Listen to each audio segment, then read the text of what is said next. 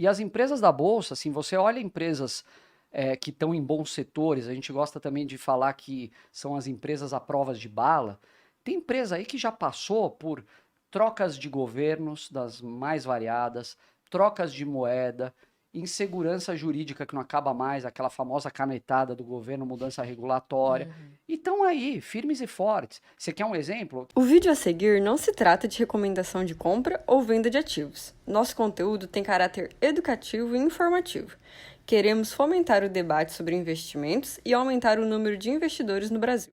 E já aproveitando esse gancho, falando ainda do geral, antes da gente ir especificamente assim para a parte das ações, como vocês escolhem, né, e falar do best, que eu vi o pessoal comentando aqui, o que seria, e alguns já respondendo, que acompanham vocês, inclusive, mas sobre esse momento atual, o que vocês acham, né? É uma oportunidade ou, olha, a bolsa está caindo, adiantando que vai vir, vai cair mais, ou isso, como a estratégia é dividendos?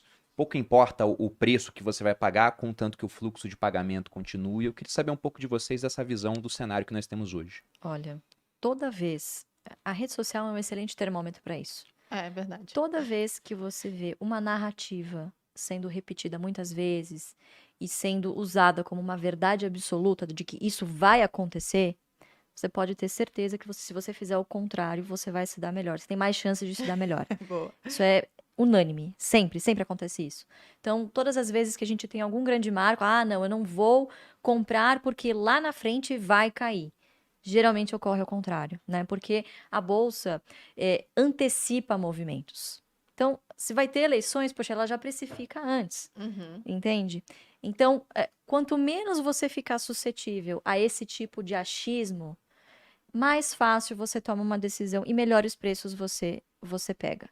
Então, agora, eu acho que a gente, respondendo, né, a pergunta, sim, eu acredito sim que é um momento de oportunidade. Obviamente que precisamos ficar alertas pelo que está por vir, né? Não é você fechar os olhos simplesmente e ficar alheio ao que está acontecendo, né? Porque é realmente, na minha opinião, muito grave.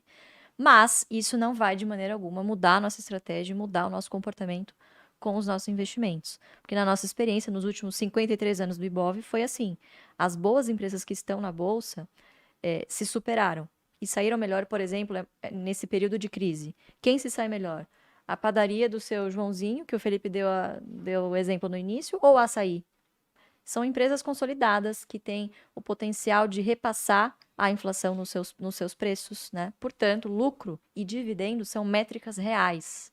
E são excelentes investimentos para você corrigir a inflação, que no Brasil é algo primordial para você quando você está pensando em investir, né? Então, sim, eu acredito que a gente está vivendo mais um dos vários momentos que a gente já presenciou de E oportunidade. Brasil é isso, assim, é montanha-russa mesmo. Não tem muita novidade.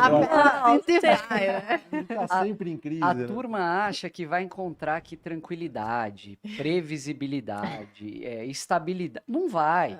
Aqui é essa bagunça e dentro dessa bagunça a gente tem evolução. Você pega, poxa, acho que até um gancho aqui do podcast de vocês, eu me lembro, assim, quando eu fiz faculdade, no ano 2000, 2001, ninguém falava de empreender naquela época.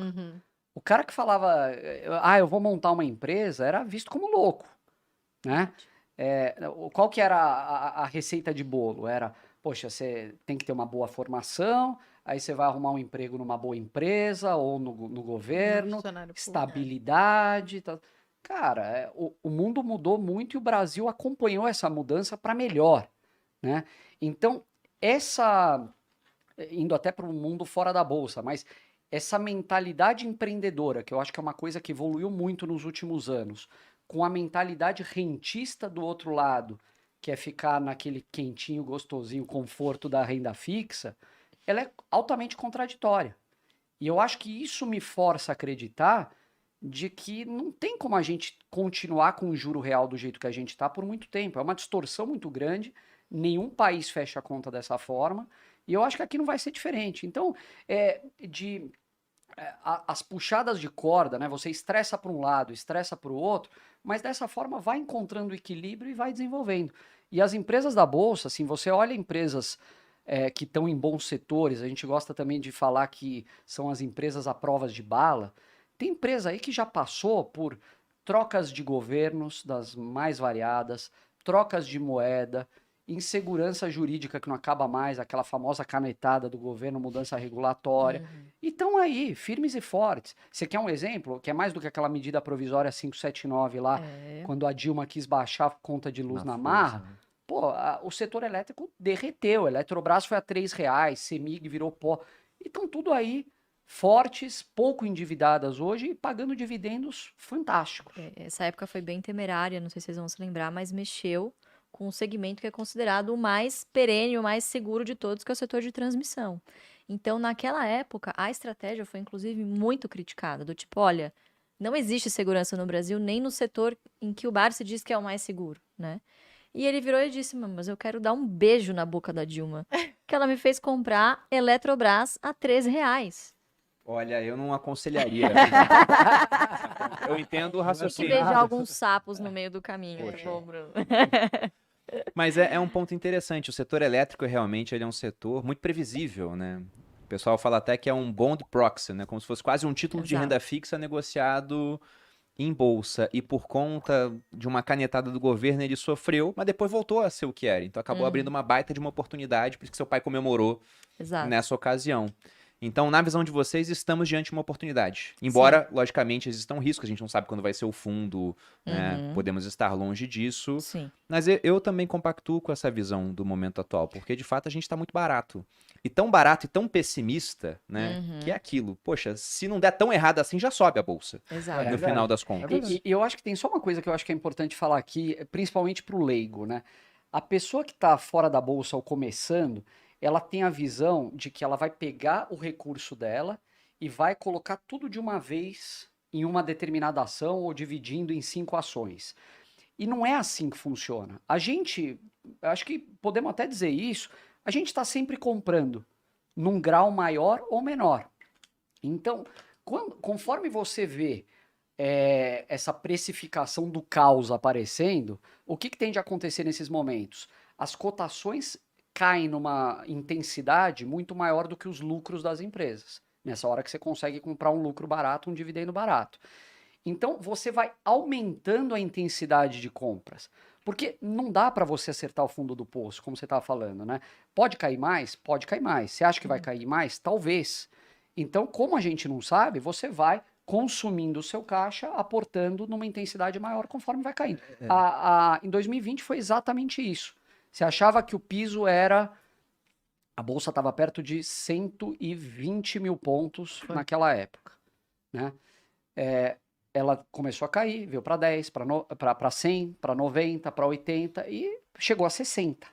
Quem imaginaria que ia vir para 60 mil pontos? Metade. Em dólar ela dividiu por 3, porque o dólar foi para 6, 10 mil pontos em dólar.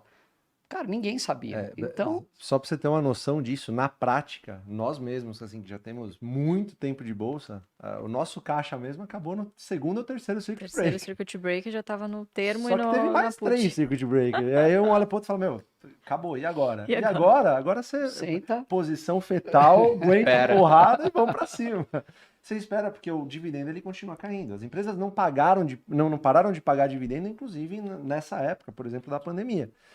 Elas continuam pagando dividendo e a gente continua fortalecendo as nossas posições. Esse comportamento, assim, para o pessoal entender, só com muita informação, sempre lá passando essa calma para o pessoal.